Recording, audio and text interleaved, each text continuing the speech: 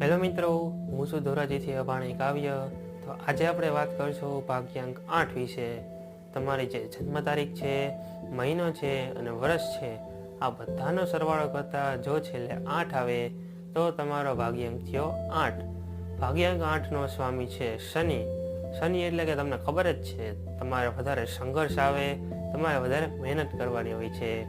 આવા માણસોએ ભાગ્યથી દૂર ભાગવું નહીં અને મહેનત કરતી રહેવી. કારણ કે શનિ તમને સંઘર્ષ આપશે, મહેનત કરાવશે, પણ જ્યારે તમને ફળ આપશે તે તેવું આપશે કે બધા માણસો તમને જોતા રહી જશે. કારણ કે શનિ સૂર્યનું ચક્કર લગાવતા 29 વર્ષ લગાવતો હોય છે. તે જ કામ પૃથ્વી 1 વર્ષની અંદર પૂરું કરે છે. એટલે તમે સમજી જ શકો છો કે શનિ કેટલો ધીરો ગ્રહ છે.